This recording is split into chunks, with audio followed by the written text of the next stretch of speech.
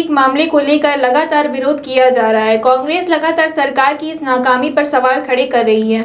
NEET जैसे paper leak होने से सिर्फ देश के युवाओं के साथ धोखा नहीं बल्कि सरकार की नाकामी को उजागर करता है, जिसको लेकर आज छात्रों की गूंज कार्यक्रम का आयोजन कांग्रेस द्वारा किया गया, जहां उपस्थित हजारों छात्रों ने नीट जैसे अन्य मामलों पर खुलकर अपनी बात रखी।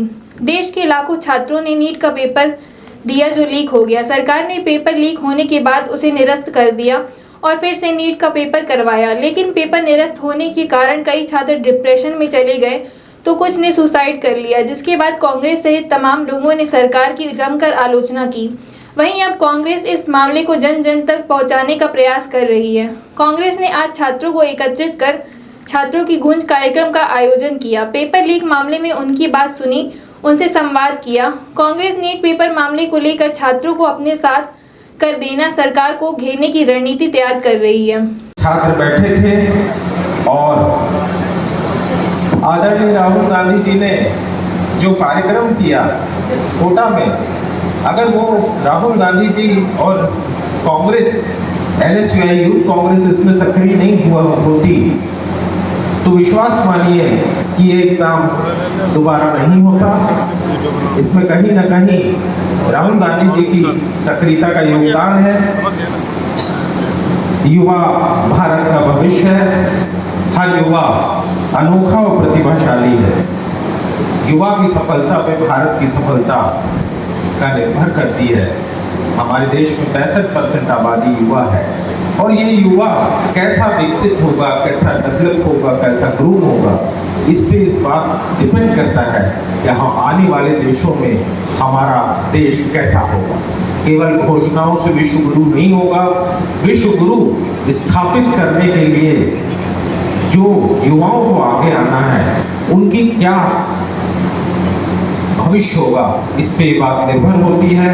आपने देखा आकांक्षा ने किस तरीके से आत्महत्या की और आज एक विपरीत परिस्थिति है साथियों।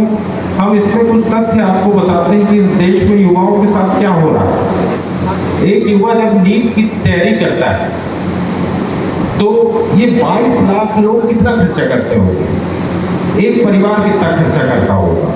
कोचिंग, बाहर रह के पढ़ते हैं महानगर में, हॉस्टल का खर्चा, खाने का खर्चा, स्टडी मटेरियल का खर्चा, अगर इन सबको आप जोड़ लीजिए तो ये 22 लाख परिवार जितना पैसा खर्चा करते हैं उतना भारत का कुल शिक्षा का बजट है।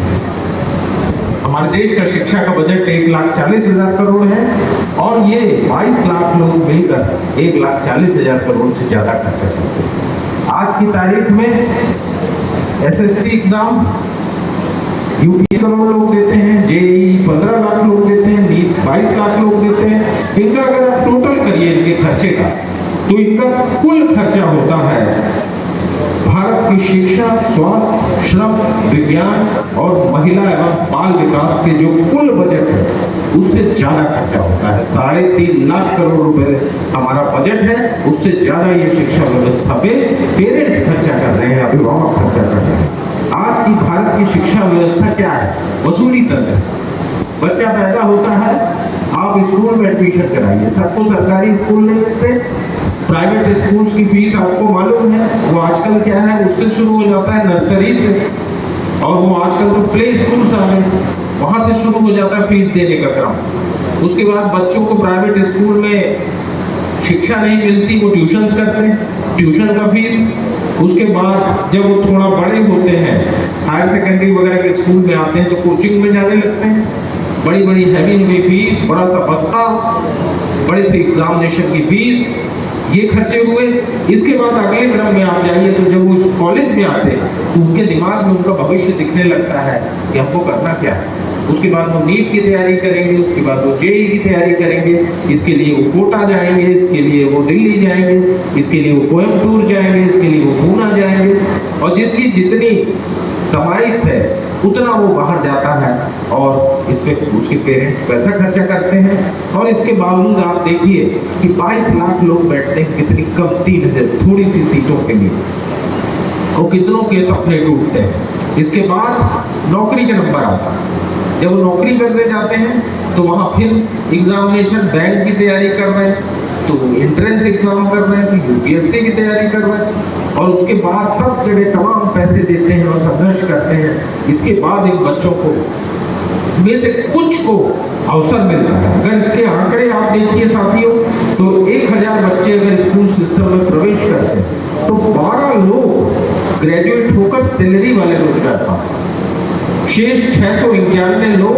के पास अनौपचारिक रोजगार होता है। कोई मनरेगा का वर्कर होता है, कोई कार्यक्रम में क्या उद्देश्य ये कार्यक्रम किया गया? देखिए, जैसा कि आप लोग जानते हैं कि नीट परीक्षा 2026 के पेपर लीक हुए और उसके बाद अनेक बच्चों ने आत्महत्या की, और हमारे देश का युवा जो है वो व्यथित है, आज परेशान है इस बात से कि उसका भविष्य क्या होगा जब यहाँ एग्जाम्स के पेपर लीक होते हैं, जो उसके सिलेक्शंस होते हैं नौकरी के, उनके पेपर लीक होते हैं। मैंने पिछली बार प्रेस वार्ता में आपको काफी डिटेल में बताया है। आज उसी के सिलसिले में हम लोग प्रदेश भर में, देश भर में ये छात्रों के गूंज का कार्यक्रम आयोजन कर रहे हैं।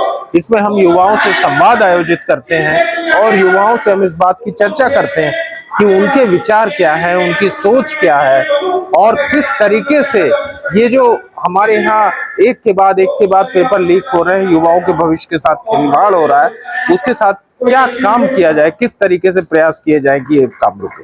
धन्यवाद। ठीक है।